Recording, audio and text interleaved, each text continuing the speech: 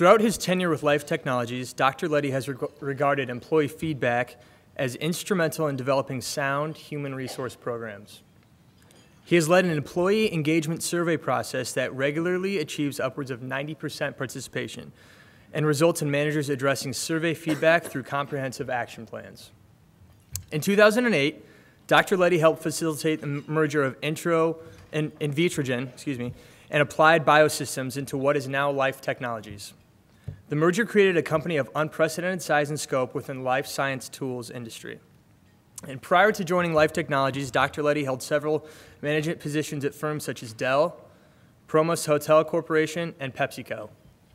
He received his undergraduate degree in psychology here at Creighton University and his master's and doctoral degrees in industrial and organizational psychology from the Illinois Institute of Technology.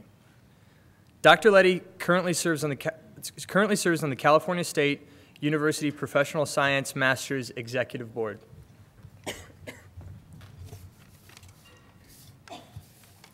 Please join me in giving a warm welcome to our very own Dr. Pete Leddy.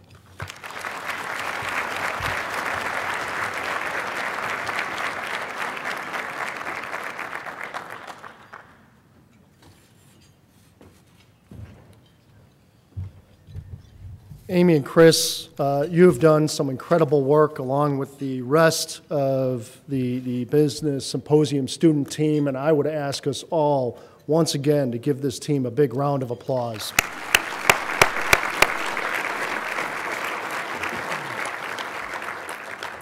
You know, before I get started, I'd like to thank a couple other folks as well. Certainly Father Lannon for his incredible leadership of this fine institution that allows me to be such a proud alumnus of this fine, fine, fine university.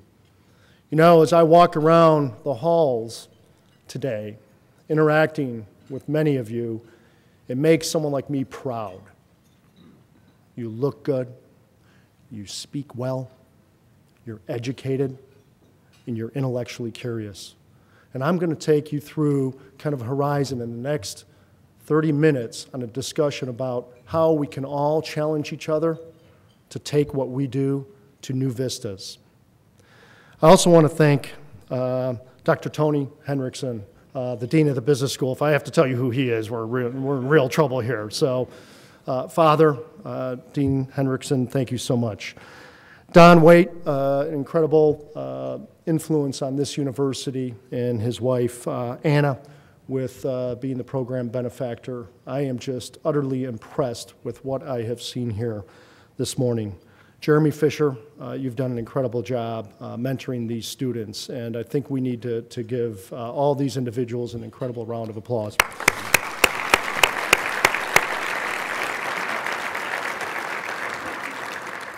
I was fortunate enough, Dr. Darnold, I appreciate your help in facilitating that breakout this morning with the seniors. We had about 50 people, 50 students in there, and I look forward to our Q&A. If it's any indication of what I got at this breakout, I'm energized, and I appreciate your leadership as well of these fine students, so thank you.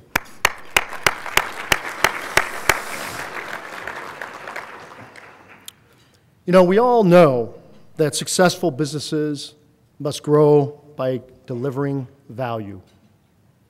They must continuously innovate and deliver a customer experience that sustains that value over time.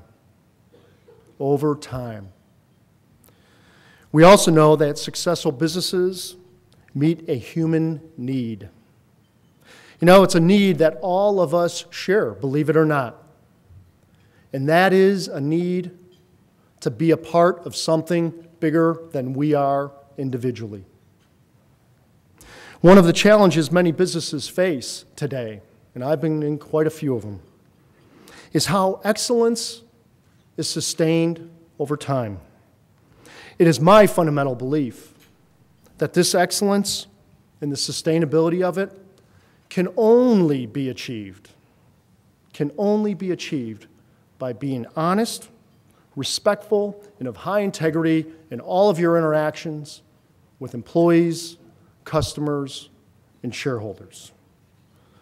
And that this excellence is really built on the foundation of good, sound, trusting relationships. Now, today, as Amy and I want to make sure I'm okay. Amy and Chris shared with you, I'm the Chief Human Resources Officer at Life Technologies Corporation, a publicly traded biotech company based in the San Diego area. Remember that in January and February, by the way.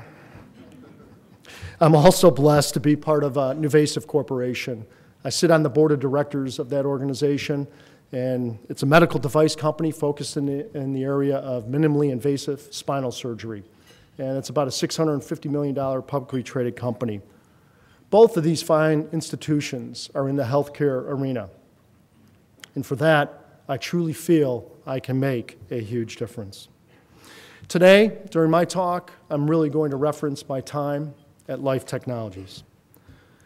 So at Life Technologies, we supply the tools and the technologies that lead directly to medical breakthroughs that will help feed people around the globe with better crops, better crop yields, that will help us ahead of the curve get ahead of some diseases, bacterial infections in food, listeria, salmonella, etc., so we could feed a healthier world.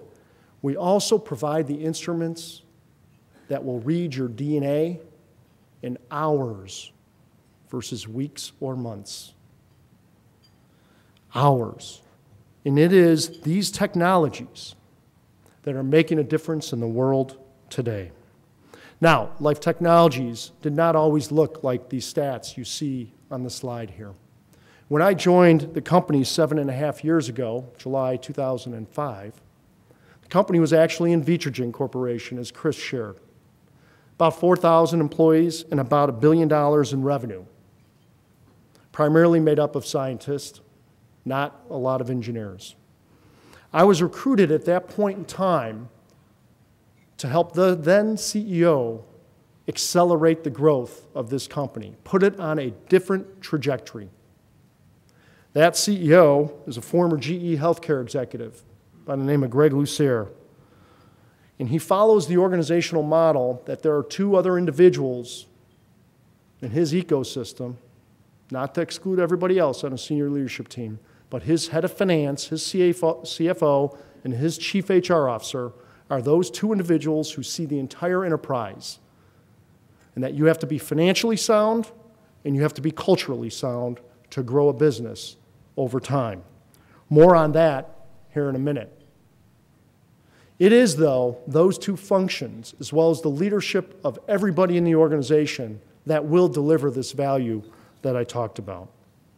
Now, as you could see, in a very brief period of time, Life Technologies grew, and we grew in a significant way.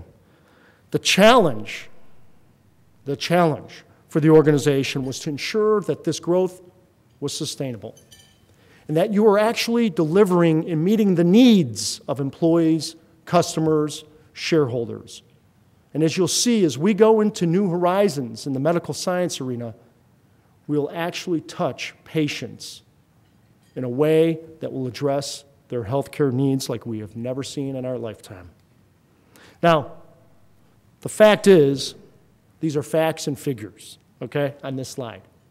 That's the fact. But there is more to the story of this company.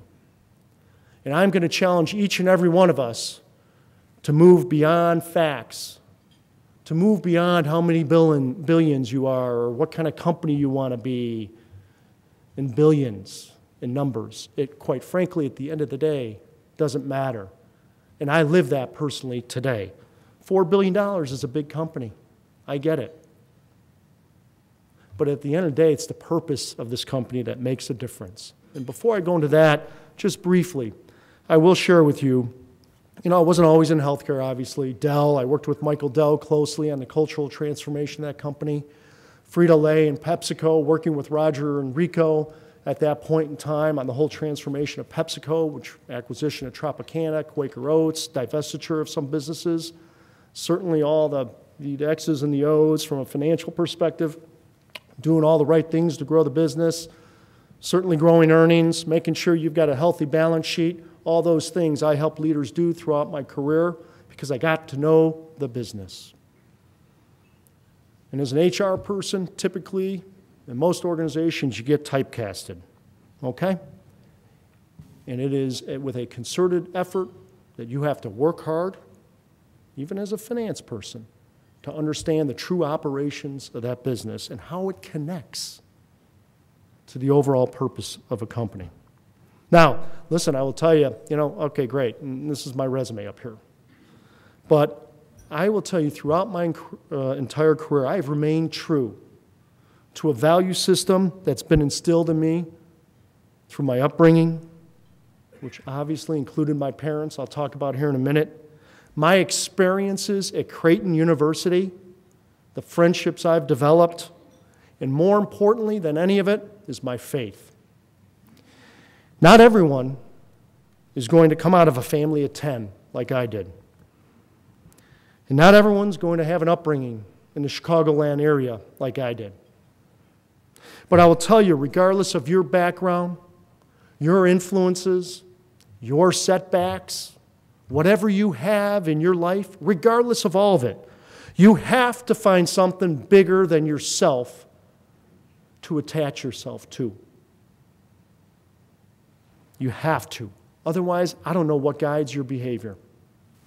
Now, our overall purpose at Life Technologies is pretty straightforward. It's aspirational.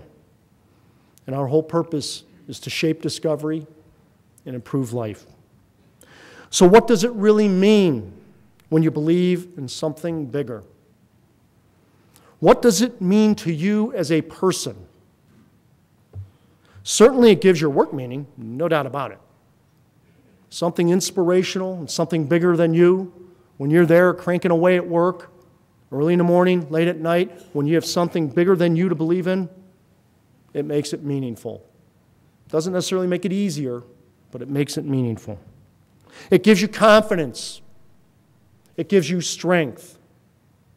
It gives you the ability to behave the right way in an organization or any other ecosystem you're behaving in. As a person of faith, I rely on that guidance. If you don't have it, I don't know how you can act with integrity. Now, as an individual and as a leader at Life Technologies, I have to believe in our higher purpose of shaping discovery and improving life. Because if I fail here as well. If I fail, the company will not achieve this. I'll talk about that in a little more depth here in a minute. It is because of this, by the way, our values and our behaviors as an organization, just not one individual, as an organization, that will make this company sustainable over time and have the true impact that it will have. When someone comes to me and I know what they're asking of me has crossed the line, it makes it very easy for me to make a decision. Very easy for me. Now, there's some areas of gray. We could certainly talk about that during the Q&A. But let me tell you, as I just said, if I don't act with integrity at those points in time, those moments of truth, this is just words on a poster board. This is just words in a PowerPoint slide. This is words in an email to employees. And you know what, folks? We've got lots of examples around us where organizations have fallen short. More on that in a minute. You know, I think about the roots of these fairly passionate personal beliefs and professional beliefs are rooted in my background. You know, there's my mom. There's a photo, 1996, in the upper right-hand corner. I'm sitting down in the first row, a little more hair and less weight around me there, with my mother and my father. 7 boys and 3 girls, as I always like to say. Is this going to be publicized on the internet? The toilet seat was always up in my house, okay, with 7 boys and 3 girls. So, but my mom held the primary task of raising those 10 children around her. Okay, I'm number 8, by the way, if you're trying to figure it out. And yes, I have all the emotional baggage that comes with it. So, listen, I remember having the statement, always tell the truth so you don't have to remember what you said, ingrained in me as a child. And you know what? My dad, a teacher and a coach, is the one who always held me to the truth, okay? Always held me to that truth. By the way, by the time I came along, you could just think about where this is going to go, right? By the time I came along and I walked through that door at night and he asked me a question, he'd look at me in the eyes. I'd say, "Yep, Dad, I did it. I did it." And you know why? Because he instilled with me, God bless you, he instilled in me that when I ask you a question, you are going to tell me the truth. There is no other option here, son. And you could ask my other siblings the same thing. I will tell you, just tell the truth. Be honest. And sometimes it's going to be painful. Okay? But whatever it is, wherever you are, whoever you're around, hold true to that. My dad's also the one who put a baseball in my hand at a very early age. Taught me how to respect the integrity of the game, how to respect coaches, players, umpires, myself, teammates, respect. I played high school baseball at Notre Dame, Niles, Illinois, where I was one of the top pitchers back in the early 80s in the Chicagoland area. I looked at playing baseball at quite a few powerhouses. University of Oklahoma, Nebraska, Missouri, Illinois. But you know what? I chose Creighton University. And why? I'll tell you, it's not just because of the competitiveness of the baseball program back then. Because of my recruiting visit here. I'll tell you, there were a lot of things that were going in Creighton's favor. It was the student body. It's the professors I met on that trip. It's the coaches I met, fellow players. It's even Irma in the cafeteria back then. And some of you remember this group. This group knows who Irma is. You know what? It was Omaha, Nebraska. That felt right. The size of the university felt right. And the fact that this is a Catholic university felt right. The values of this university were simpatico with me. I felt like I was at home here, and I had not even been accepted. So Creighton University was a natural choice for me. And I have a lot of great memories here. I really do. Mostly good memories, And then there are some over there at the J, they call the Blue Jay, or it was the Blue Jay back in my time. Now it's the J, and Father, forgive me, I may have sinned, okay? It's a long time for a confessional booth. It felt right, folks. And you know what? I've had conversations this morning where some of you have shared with me. I said, hey, why don't you choose Creighton University? Those are the first words out of the mouth. It felt right. Don't forget that, okay? Don't forget that. And I want you to help make that right for others in the future. When you graduate, I ask you to give back to this fine institution. You look at this slide here. These are 4 men who tremendously impacted my life when I was at Creighton University. Let me tell you who they are first. You got Father McGloin up there in the upper right-hand corner. I apologize for the blurriness of the photo. Upper left-hand corner, that is my wife next to me there, and Rich Millard there in the bow tie, and that was his executive assistant back then. But Rich was the psychology professor in the psych department in organizational behavior. And then Jim Hendry, former head baseball coach here, assistant coach when I was here, and Dr. Lee Bevilacqua. Father McGloin was an incredible sounding board for those of us who would go to him. He'd never judge you. He was a firm believer in 2 ears. There's a reason why the Lord gives you 2 ears and 1 mouth.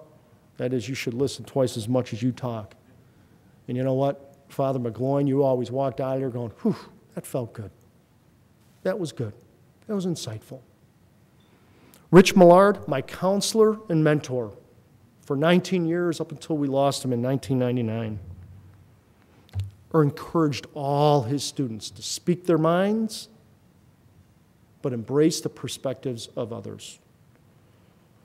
Jim Henry, baseball coach, and he's done very, very well, certainly since his Creighton days. He was with my Chicago Cubs for many, many years, and now off to the New York Yankees. But he demanded excellence and commitment from all his players. And then there's Dr. Lee Bevilacqua. I'll tell you what, as a team physician, I've never seen anyone go beyond their job description more than Lee Bevilacqua. He could have taken team physician literally, but he became a mentor and a friend to many. And you know what? He's got a great quote. I don't know how many of you have seen it. Let me read it. You really don't find yourself until you learn to give yourself away. Let me read it again to you. You really don't find yourself until you learn to give yourself away. All of these Creighton leaders, I love this slide because they've left an indelible imprint on me. And it's not just the leadership I experienced here. I also developed relationships with a lot of fellow students here. And in this picture, on the left-hand side is Mike Finley and Todd Wenberg, both individuals I played with when I was here. Mike Finley with the Creighton baseball shirt on in the middle, and we're there at a Creighton gathering in, I think it was 2008, here in Omaha. Mike was the individual who helped recruit me to Creighton back in 1981. I realize not a lot of you were born in 1981, so it's a long time ago. It's the point why I have this slide up there. Okay? Mike and I always had a strong relationship since the moment we met. It was what he stood for that left this imprint on me as a recruit. He was hardworking, honest, caring, and a person of faith. He was a leader on and off the field. He still is today. And quite coincidentally, we live 2 blocks from each other today in San Diego. His wife and my wife are best of friends, and his children and mine pal around with each other on a weekly basis. You know what? As we all know, sports can be a microcosm of our society and our culture. Cheating has become rampant. Almost every day you hear about another professional or amateur athlete who's gone to the dark side, caught performance-enhancing drugs, okay, doing something unethical. Lance Armstrong, stripped of his tours. Incredible. And the downstream impact that will have on an incredibly well-intentioned foundation. We know in sports and in life, it's easy to rationalize why. Everyone does it. I had to level the playing field. People are looking up to me. You know what? These aren't good reasons. In fact, there are no good reasons. Because the second you compromise yourself, your values, just a little bit, is the moment you've lost integrity. Yeah, I'm saying this in a dramatic way. Because you know what, folks? When you get that pit in your stomach, when you know you've done something wrong, you look around and say, oof, how bad is this going to get? That's when you know you've done something you better learn from. Don't put the pit in your stomach. I will do this, but I won't do that. Where do I draw the line in the sand? And oh, by the way, once you do draw the line in the sand, do you ever let that line move in the wrong direction? I spoke to a group of 50 seniors today, this morning. A majority of them, finance majors. You're going to have people going, hey, round that one up a little bit. Round that one down a little bit. I'm going to tell you something. You, more than anyone else in an organization, better stay true to your values and your discipline. You know, it's the same in business, academia, and not-for-profits. Enron's, WorldCom, certain well-known universities, the Boy Scouts of America. The list goes on and on and on, unfortunately. Underreporting, cover-ups, corporate espionage, bribery, fraud. Organizational culture's gone wrong. Organizations go wrong when people go wrong. Organizations go wrong when people go wrong. And you hear a lot of the same excuses and rationalizations. And if you don't have that right or wrong barometer and the right value system, these internal filters, if you don't have them, you are going to struggle. That is guaranteed. And you know what? You are going to be tested. You've probably already been tested in your life to do something that was against your inner gut, against what you knew was right or wrong, and against your value system. Against your value system, which ultimately you add all those together, is your faith. There are good people out there, and there are people who aren't so good. You have to go into the world knowing that.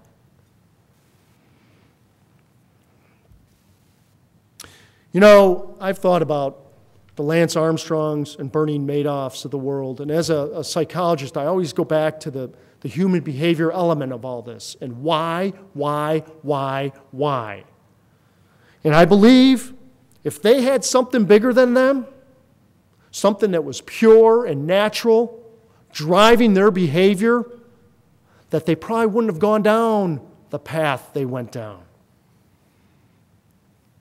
I know that to be true. So I mentioned Creighton University and how it just felt right for me personally. You know, I've got that same gut feeling for Life Technologies, similar feel. The people, the culture, what we do as an institution, it just feels right.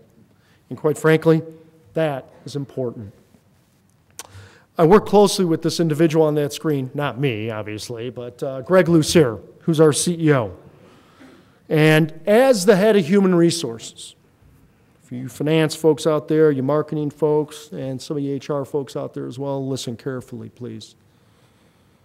So the head of HR, he counts on me to keep my finger on the pulse of the organization and on our leaders.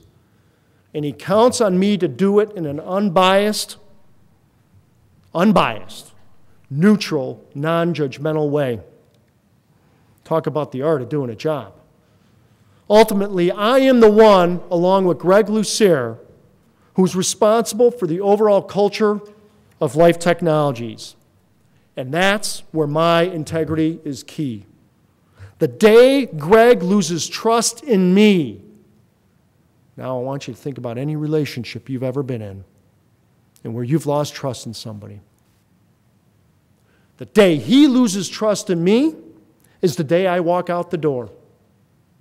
That's the agreement I have with him. It is that simple. And there's such purity and clarity about that contract we have with each other, about this relationship we have with each other, that every weight of the world comes off me. And you know what? I can act in the company's best interest, our employees' best interest, our customers, our shareholders, and Greg's best interest. I'll tell you, this open and honest line of communication, if you're a leader today in a company, some of you are out there, you're a student obviously, and you're going to be a leader in a company someday, you better have that person who could be your right hand, who you trust, who you have a similar contract with. Because you know what?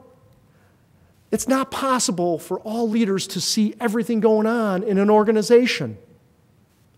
And it's awfully egocentric for them to think that they can. So they better have somebody who's there to give them reality from various points of view. That's what great leaders do. You know, not only does Greg count on me for an accurate, unbiased assessment of what is going on in our culture, but our employees do as well. I have to have that level of credibility with that very important constituent. 10,000 individuals in an organization, 50% in the U.S., 50% outside of the U.S. But you know what?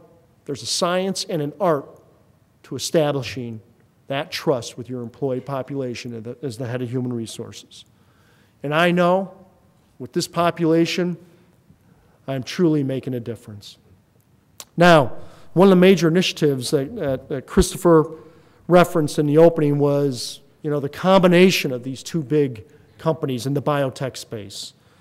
And I was involved in helping orchestrate the merger of Invitrogen and Applied Biosystems. Okay? And I will tell you, we doubled in size overnight. Doubled in size. And I'm saying Invitrogen, because we were pretty much the acquiring company. And I'll tell you, one of the most important things I had to do was align a senior leadership team, which was pretty much 50-50 of each company. Align them on what we called our one common understanding. Okay?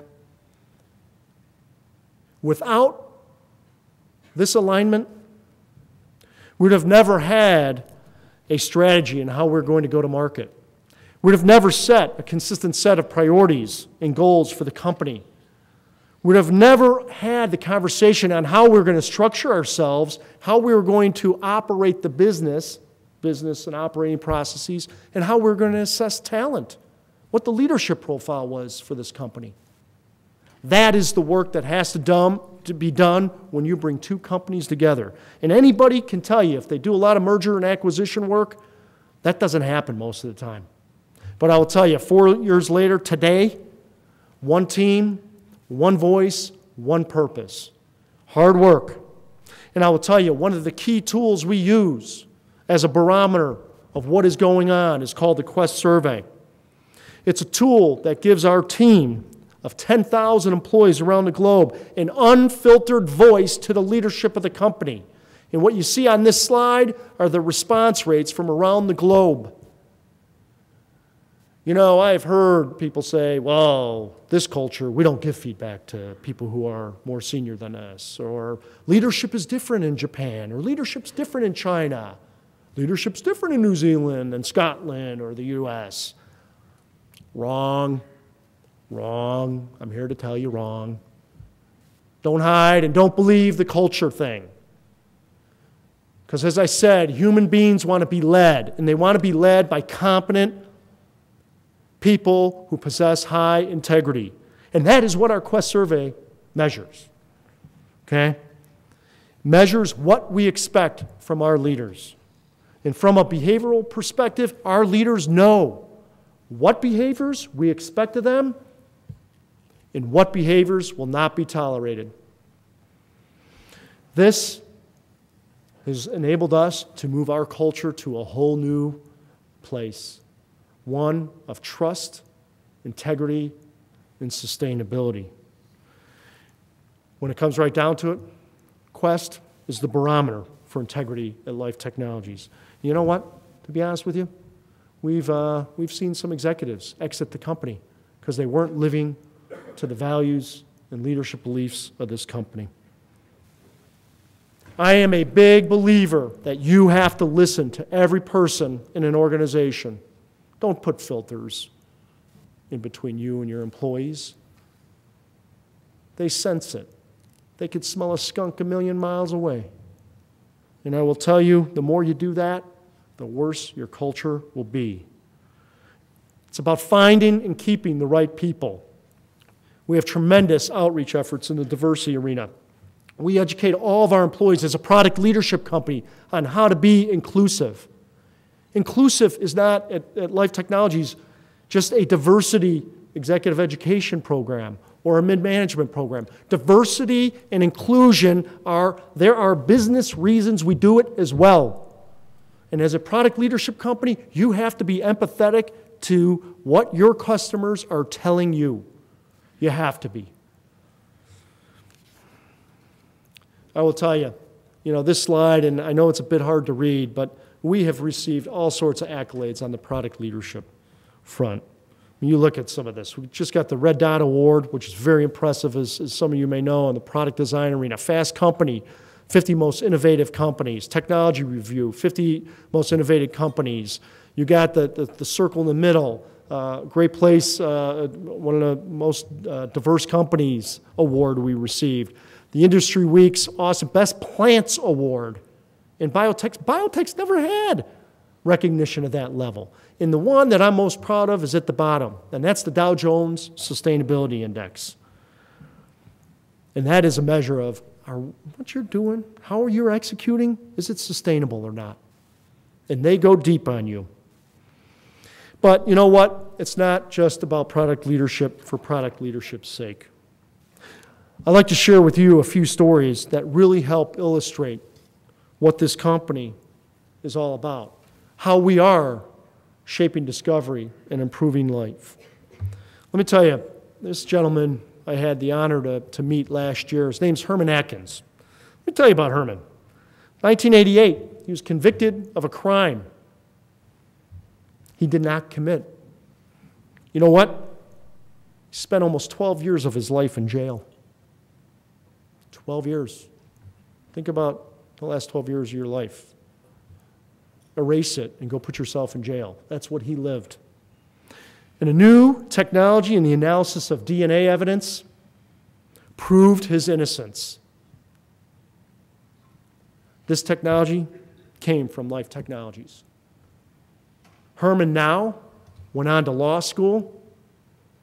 He's part of the Innocence Project now, and he is freeing others who've been wrongly convicted, shaping discovery, improving life. Angela Corrado and Brenda. Angela, the girl, the daughter right there, was 21 days old when kidnappers pried her from her mother's arms. Angela and her mother were on the way to the doctor when two women assaulted them in broad daylight. Brenda stood helpless in the streets of Guatemala City, saw her daughter taken off in a van. Talk about having a pit in your stomach. After 2 months, Angela was returned to a Catholic church in Guatemala City. Catholic Church reached out to ProKids, which Life Technologies has a relationship with. ProKids is a not-for-profit organization that fights human trafficking. And through DNA matching and the use of our technologies, they were able to put mother and daughter back together, improving life.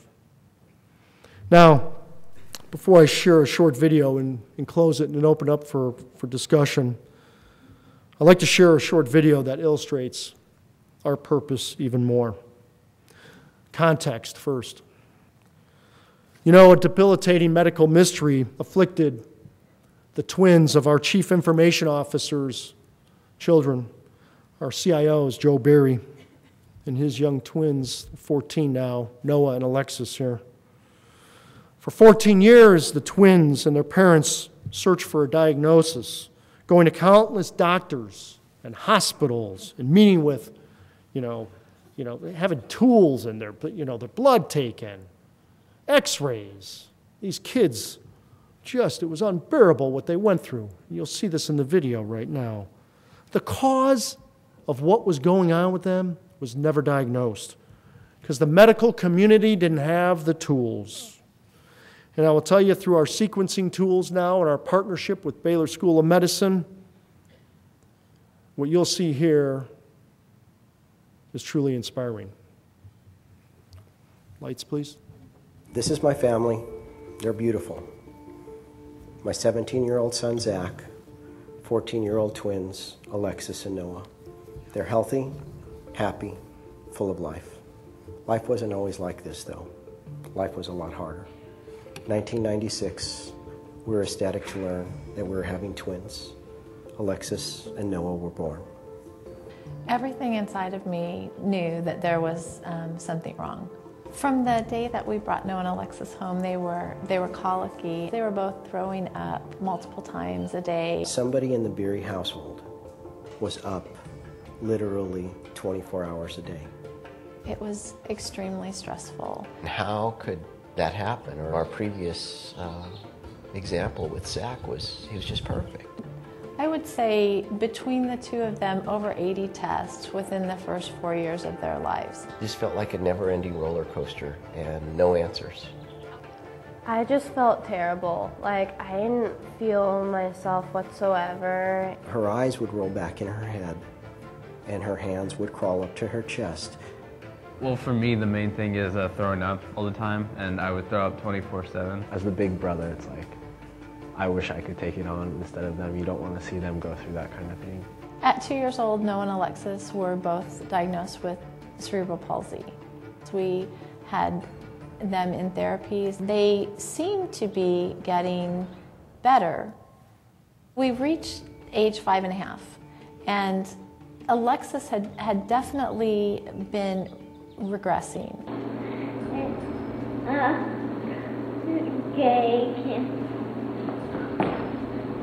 The biggest thing I remember is not being able to reach people. It's all of the normal activities that any family would ever be able to do, we couldn't. For years, I would ask, why is it when she wakes up in the morning, she can walk and she can talk, but by 10:30 or 11 o'clock in the morning, she could not even sit up. Loretta was just the mama lion. I mean, every day she was out there doing all the things that she needed to do. I came across an article that was titled Deft Diagnosis, Sagawa's Dystonia Mimics Cerebral Palsy. She's the true heroine. What she found changed our lives. One of the common threads that separates this disorder from cerebral palsy is how the patients function at a higher level in the morning, and as the day goes on, they become more debilitated. And that was Alexis. So in 2001, the doctors began to treat the twins with L-Dopa. From the time in which Alexis took her first dose, she was literally transformed. She was walking with her hands down. She was doing things we didn't even know she could do. She was whistling. She buckled her own seatbelt. We became a normal family. In 2008, I took a job at Life Technologies, and that was a significant event in the Beery family. The late 2009 is when this cough that Alexis had been dealing with for about 6 years had turned into a severe breathing problem. We almost lost her several times. And so we are back into this world of doctors and testing, and no one can come up with an answer. We had the opportunity with Life Technologies to have their genome sequenced. I couldn't help but believe that we were going to find something. We went to the Texas Children's Hospital and the Baylor College of Medicine and spent the day with the teams there. They drew blood, and that was the only thing they did. We saw the solid systems in place, and we saw them actually sequencing the samples.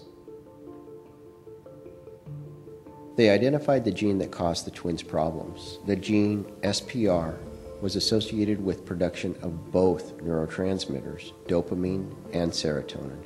We knew about the dopamine deficiency, but the information about serotonin was new. This research has allowed doctors to better understand the twins' disorder and the breathing attacks which Alexis experienced. The biggest thing is we now have substantiating evidence. Oh, there you go. I feel very good, and I'm just like really a happy child now. Yeah, I feel like I can function more, like I can understand stuff better. This is about the millions of other families looking for answers. That's our hope, that kids with rare disease will have this opportunity so that they can be treated and that they can have new lives and new hope. Our heart and our passion has always been in this journey to reach out to other people. This is a living example of what we do at Life Technologies, how this research allows doctors to better understand diseases, and it's personal to me.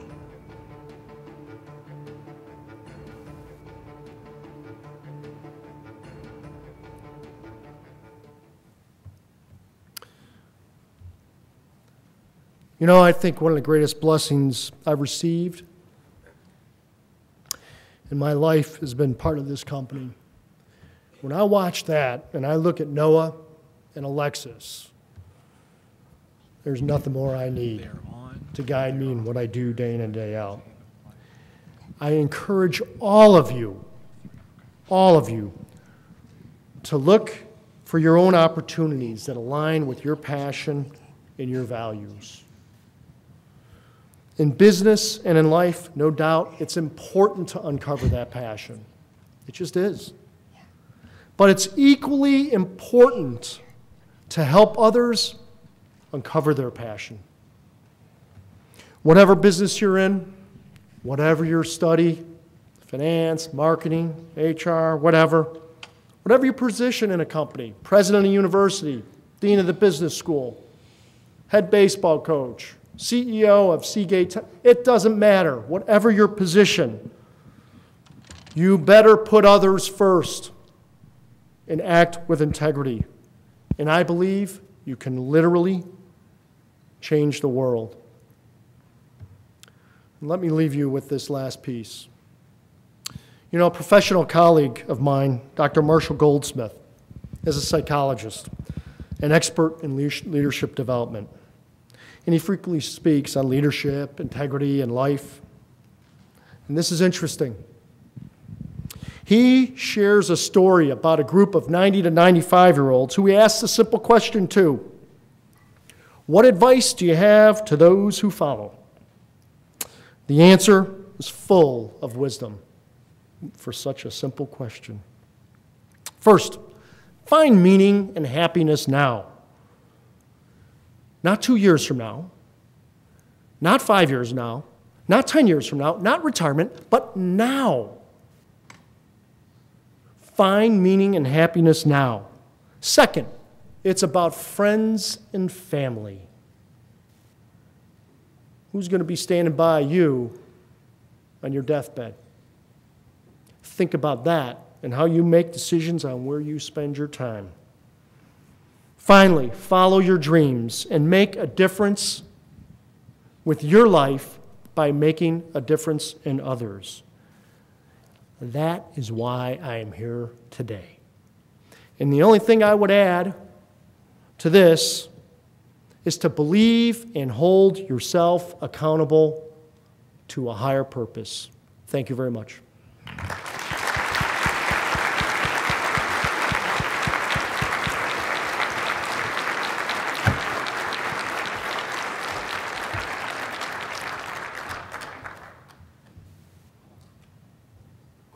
How do we want to do this? Questions? We have microphones? Okay. Questions, comments, thoughts?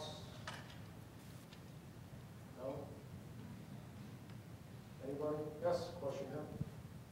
We'll wait for the microphone if we could. I think we've got a few minutes for, I just want to check time. 5 minutes for a question. Okay, 5 minutes. You talk about how you're holding yourself to a higher purpose. Have you ever had an unwavering moment in holding yourself to a higher purpose? Have I had? Say that again. An unwavering moment, like a moment where you didn't think it was possible or just where you lost faith, I guess. Yeah.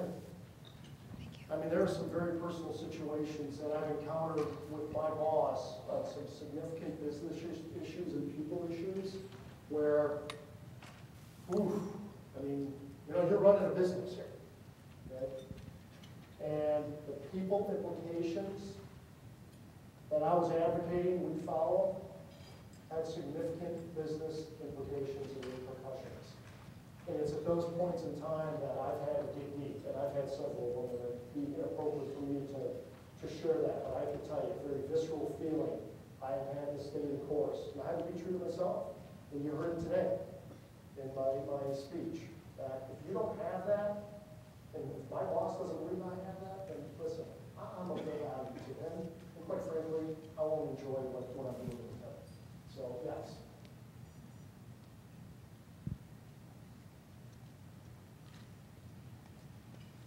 No? Better fight with your father. No? Question? Yes.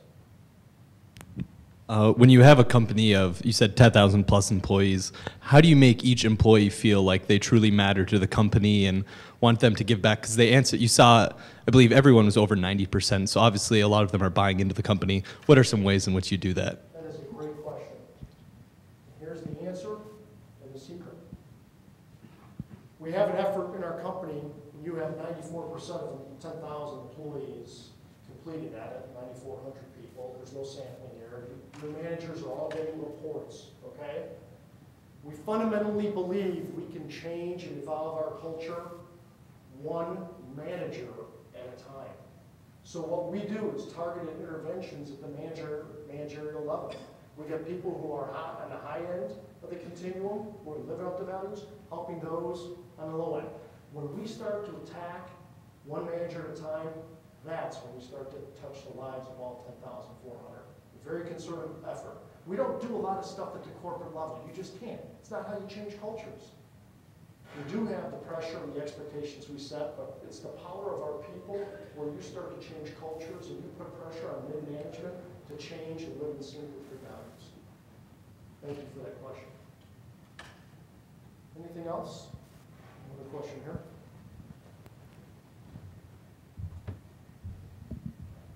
Good afternoon. You know, you talk about how in human resources that, that you're ensured that your firm, is, trying to make your people happy and that you have these, and that you have participation, in various things to look at that. In finance, you have many numbers to look at that are very simple numbers for benchmarks, earnings per share, so forth, ROA, things like that. Yep. In your HR, what do you, maybe I'm going down a little deep, but what do you do to know, besides maybe having these questionnaires that are going out and participation, what is it that you look at as benchmarks or goals that you feel should be considered that you are doing something good in human resources? For example, and I'm not saying this is right or wrong, I'm just kind of throwing out there because I'm not in HR at all. Like that you have certain types of people working there, men or women or whatever, but what is the kind of benchmarks that you feel are necessary that people leaving this room should be thinking about in HR to make it a more successful company? Because at the end of the day, all companies are full of people and hopefully energetic people who are going to help make a difference. Yep. Because the president of a company is no better than the people behind them, so to speak. Okay, thank you for your question. Two-part answer. First part is we have a lot of the traditional metrics to make sure we're doing the right thing as a function. Recruitment metrics, retention metrics, turnover, diversity mix, some very, very important metrics. Those are all very, very important. Are we staffing to meet the capability requirements of the organization, et cetera? The second part, and that's just table stakes. That's, as I like to say, that's just doing the windows. Very, very important work. The second piece is you have to anchor to a framework. And I want you to think about this university. And the leaders in here, I want you to think about how this applies to this university. But employees directly impact the loyalty and commitment of customers.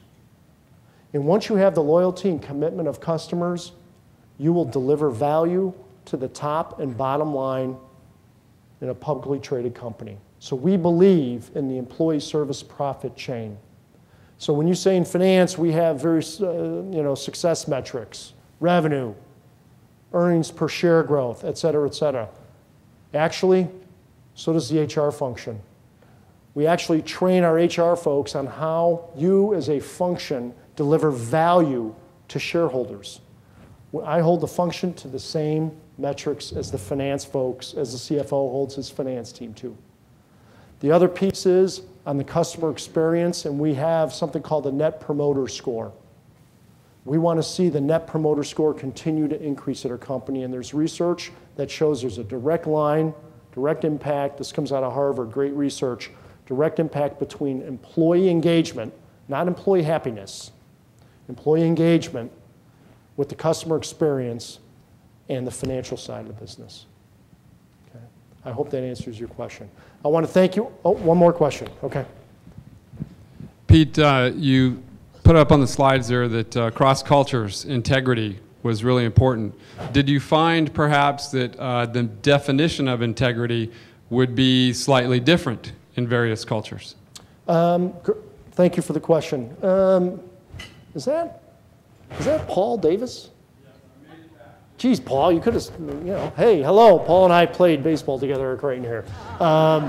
Thanks for being so formal.